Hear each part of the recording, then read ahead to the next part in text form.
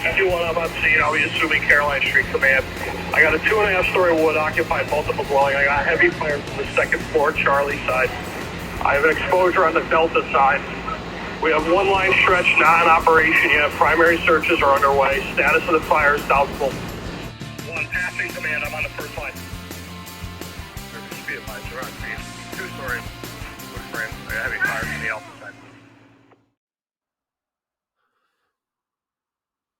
All right, Volley Chief fans, welcome back for another thunderous episode. This is episode 5. I'm still working on a title. I've got 2, so by the time it comes out, you'll have it. But I have my first remote guest. So last week we had our first guest, Captain Mike Whittick. This week I have my first remote guest. Mike was actually sitting here with me in what I'll call the studio, having a beer. But this Mike, too many mics, right? This Mike, Michael Tracz, Mike's a 12-year veteran member of the Derby Fire Department. He's currently a lieutenant at the Pegaso Hook and Ladder Company. They're just a truck company. So in the world of volunteer firefighting, that's kind of an oddity. I believe last time I checked in the state of Connecticut, there was only 2 firehouses that were just a truck company. So Mike's been a lieutenant with them for several years now. And the reason I asked Mike to come on is Mike kind of came into the department. Now, like me, he's a legacy. You know, his dad, one of the most respected members of the department. His brother, that's a whole nother podcast if we talked about, trouble. But I'm kidding, obviously. But he's got that family lineage, and I think that's a strong root system in the volunteer department. But he came in just about a little bit before I was assistant chief. So when I came in as an assistant chief, he was a younger, new firefighter, very capable, very mechanical, which you don't find a lot in the youth of America. And by the time I was done being chief, he was one of my go-to officers. I knew when I called him and asked him to do something or I wanted his opinion on something, I could take it, I could trust it. It was as good as gold. So, Mike, welcome to the show, and tell us a little bit about yourself. Thank you, Chief. So, I was born in Derby, lived here my whole life, and I haven't grown up yet, but when I do grow up, it probably will be in Derby. Love being here, work here, went to school here, and I was lucky to grow up around the firehouse, as Chief Lenart's talked about in the past. And all right, so now tell us too about your family. Because you're, again, for the people in our area, they know you very well, but for people outside the area, they don't know the family lineage. So my grandfather was a member, and then my father and uncle joined, I believe, in 1976, I want to say. Obviously, my father and uncle are 2 different ages, but I think the rule changed around that time from when you could join at being 21 versus 18. So my father was able to get in around the same time as my uncle because of that.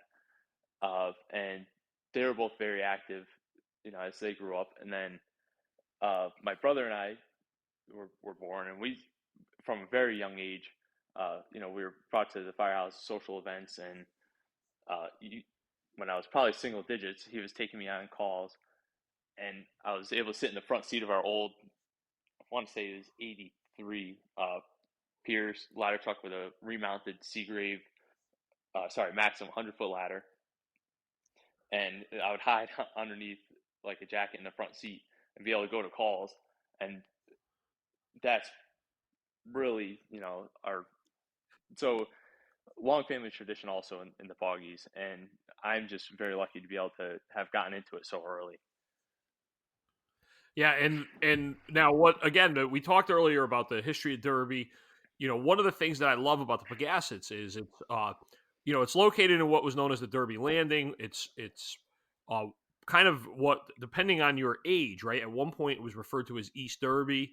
You guys actually have East Derby on your apparatus. Like, it's a really interesting historical, correct me if I'm wrong too, the firehouse is the Pegassets because there was a Pegasset Indian trading post where the firehouse is, right? Correct? Correct. And it's an awesome history of the firehouse because originally it was a hose company, and then at the time the city's ladder company got into a beef with the mayor, so he shut them down and forced you guys to take the ladder truck. And it's just a neat history for one of many volunteer firehouses in the valley area. The other thing is there's a very strong Polish connection to that neighborhood. Directly next door to the firehouse is the St. Michael's Church. It's a Catholic church, but it's very, very rooted in Polish tradition. And it's one of the neat things. You look, because a lot of times you associate the volunteer fire service, right? It was Irish Catholic, but you guys were Polish. And I mean, I hate to say you guys, because I'm half Polish, half Irish, so it's kind of the mix. But right, am I right though? It's probably one of the neat things about the firehouse is you still have that legacy all these years later. Right. Yeah, we have a lot of Polish members, and we're very close with the Polish church that's next to us. We frequently do favors for them. They come to a lot of our events, and it's great, and we look to keep it up. I mean, if there's anyone that should have God on its side, it's it's us, right? I mean, yeah, especially the Polacks among us. So Mike, you first joined, and obviously, like I said, I was just become a chief. I was a little bit, I guess, more involved, would you say, than most? Being, again, my lineage, like you, we wanted to see things go. But you've recently done the transition, right? You went from being a newer member to a good firefighter, a reliable firefighter, to an officer. And in the volunteer world, that's a tough transition to make. So talk a little bit about that. So, once I turned 16 and got my license, that's when I really started going on a lot of calls. And I also was riding an ambulance at the same time a lot, which helped a lot. I was able to learn the city pretty quick, learn the building construction, meet a lot of the different members of the department, start working with them. And I have to say, maybe I was a little bit cocky when I first started because, like I said, I grew up around the firehouse. I kind of felt like I knew everything, but luckily there was, the senior members who, set me back a little bit and was like, hey, listen, you still don't know anything. You need to learn. So that's, I was able to shut my mouth and just keep learning as fast as I could. I was going on all the calls I could, taking a lot of classes, took Fire 1 and Fire 2 pretty early on. And then I would say I really started to get a lot better once I started driving. So on my 21st birthday, I believe he was the chief at the time too, Jim Butler. Oh no, he was, I think, past chief. He was chief driver. He, cleared me to drive the truck. Rest in peace. And I started driving to every call and trying to set the truck up at every call, and just really, starting to take everything in at the calls and seeing what had to be done. So I started to get a couple more fires under my belt, and I would say I realized we had a attic fire on Spring Street in our town. It was very early in the morning, and not a whole lot of people were there, but I realized, we were on the second floor and the fire was above us. And I was up there with a bunch of guys, but nobody really knew what to do. And that's when I had to step in and, use my experience and what I've been taught. And I had to organize the guys and start pulling ceilings. So that's when I started to realize, wow, okay, I am becoming the guy that has to lead. There's the guys above me that taught me, aren't necessarily inside anymore. They're either in a leadership position outside, or, they just prefer to drive the trucks and operate the trucks. So it was me, and then Alex Neuendorf, Brian Cooper, other members that, really took control and had to show the younger members that were there, from the other companies, what to do and how to do it. So, yeah, because it's like an epiphany, that moment when you realize, you start looking around and you have that, oh my God, I hate to use the term adult because we've already talked about that, but you're the adult up there. You're the you got the seniority, you got the experience, and at that point, but also too, Mike, you have a lot of background, so I know that people out there, they're going to listen and they're going to be like, oh, he was 21 years old. He got cleared to drive the truck the day he turned 21. Mike's family runs a heavy wrecking company. Mike's been around heavy operating vehicles as long as, if not longer than, as fire trucks. So by the time you were 21, I mean, you were driving tow trucks. You were using, equipment at your dad's shop. So it's an oddity with you, with all that mechanical experience and all that, compared to like the average kid who joins out of high school and, kind of hangs around. You had a massive advantage of it. And other things, you were heavily involved in the Boy Scouts. You understood chain of command, you understood leadership roles. You are an Eagle Scout, correct? Correct. Yep. Troop 3. Correct. You have, background in that type of environment. And I think that's a credit to you, and that's a credit to, the fire service when leaders step up, right? Leaders lead. And at moments like that, when guys like you realize that, hey, look around, the faces in here are younger than me, or they're less experienced than me, and now I've got to be the one to lead. And that's a very big leap to make. Right. And like you said, it was like an epiphany. And it's just all of a sudden it came to me like, okay, I have to step up and lead here. And it ended up working out really well. But, after that fire, you always have the after game discussion. And I was like, I really feel like I changed the outcome of that fire because, they need a leader, and I was a leader at that time, before other people started showing up. Right. And again, I always talk about Norman Schwarzkopf, the general. He has a great quote. It's when in command, take charge. And that's, like you said, that's what leaders do. People get into those positions. And so you've been a lieutenant for how long now? Be 2 years this year. 2 years this year. And again, my last year as chief overlapped with your first year as an officer.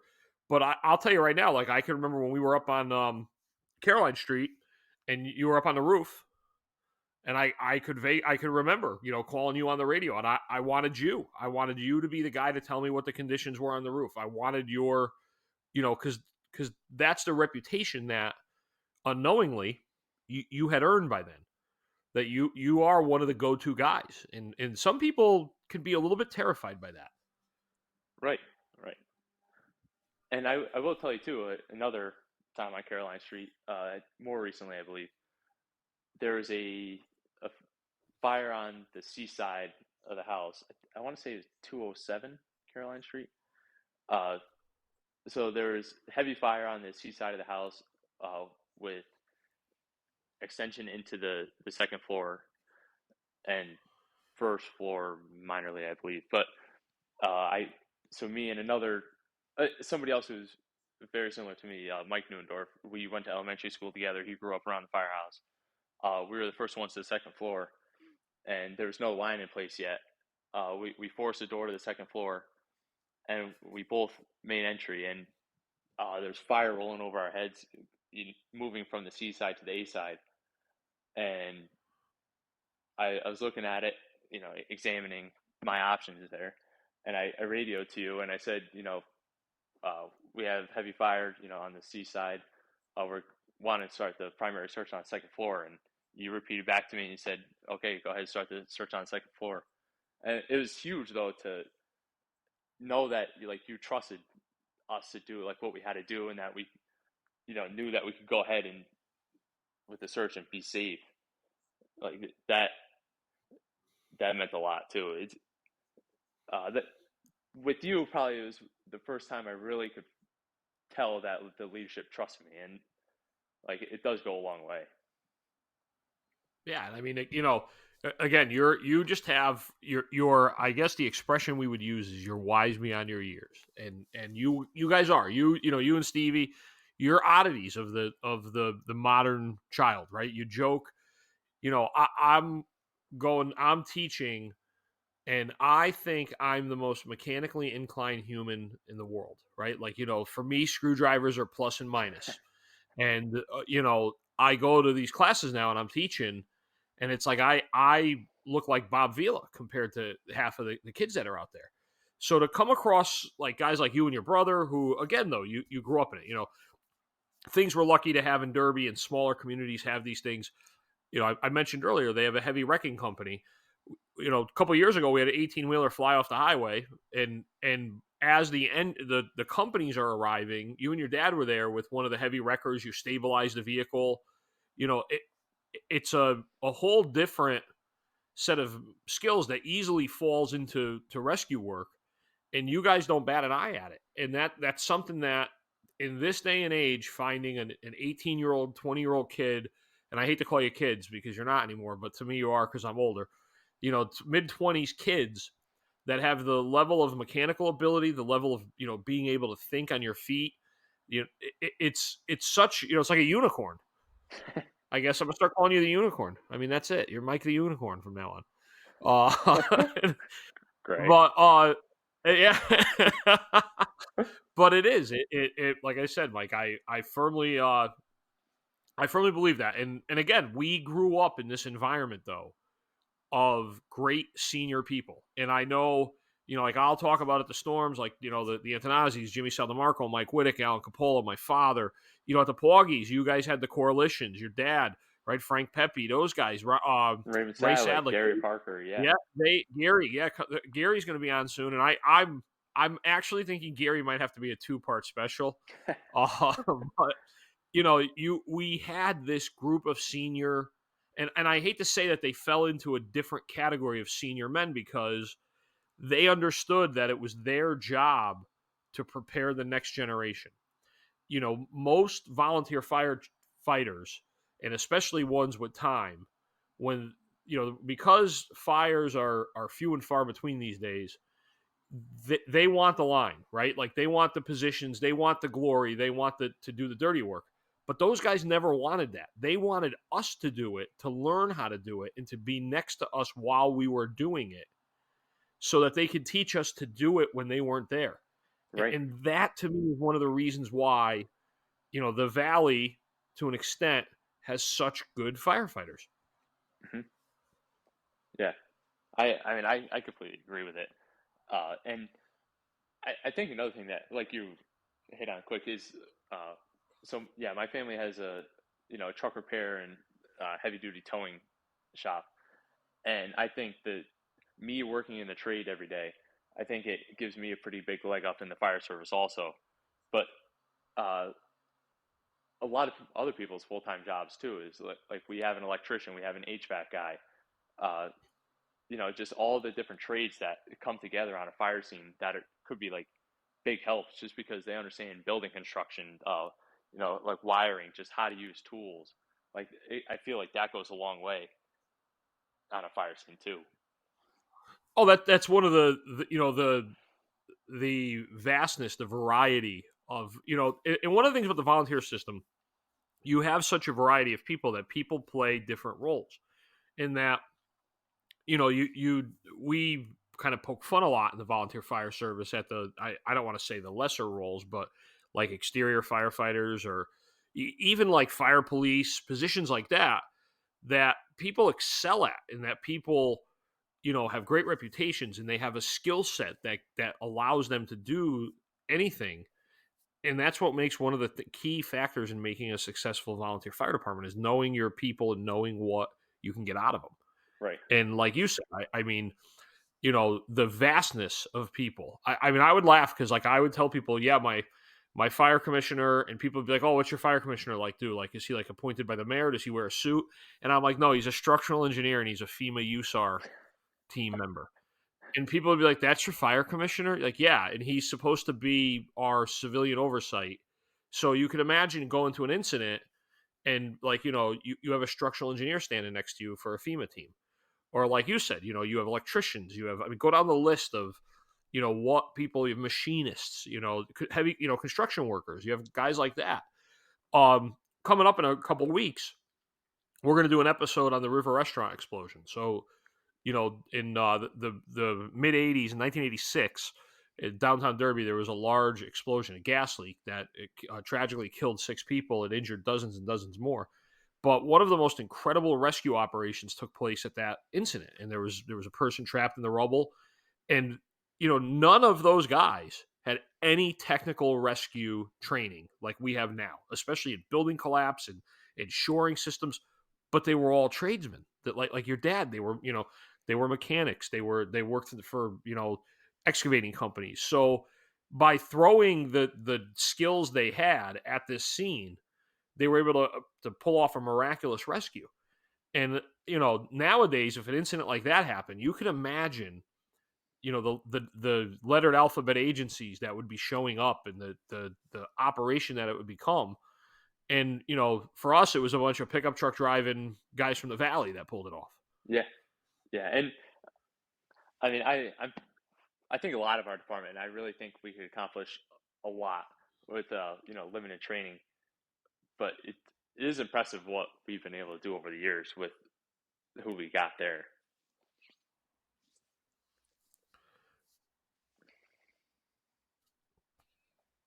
Oh, I lost you for a sec there, Mike. Yeah. You good? Yeah.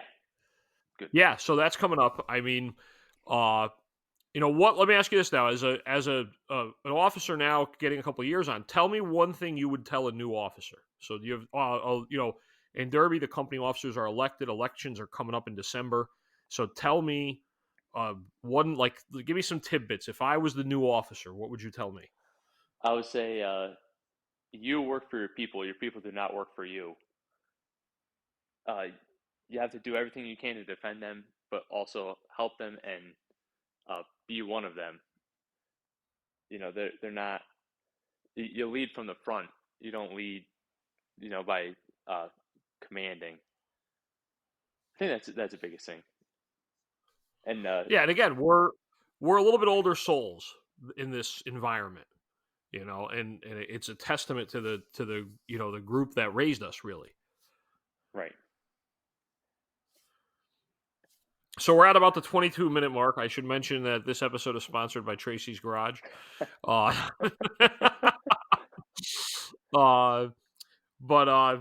Mike, anything else you want to add, or 203-734-9002 for all your towing or heavy truck repair needs. I think tell him Buddy sent you. Tell him Buddy sent you. No, very happy to be on here. Very happy to be a member of the Derby Fire Department and to serve under you while you were chief. And it was nice to be working with you in a fire after you were done being chief. Brought me back to the that was that's getting to be the fun part, right? Like I go back to, I joke because me and my movies quotes, but I go back to A Few Good Men when they ask Sam what he's doing here, and he smiles and says, "I have no responsibilities whatsoever." Yeah. And that's kind of how it is now, and I enjoy that very much. So, all right. So, Lieutenant Mike Tracz from the Pagasa Hook and Ladder in Derby. I want to thank you, Mike, for being on here, being my first remote guest. Tell everyone if they enjoyed the episode, that was Mike Tracz. If they hated the episode, it was Steve Tracz. And thanks for being on, Mike. Of course. Great being on.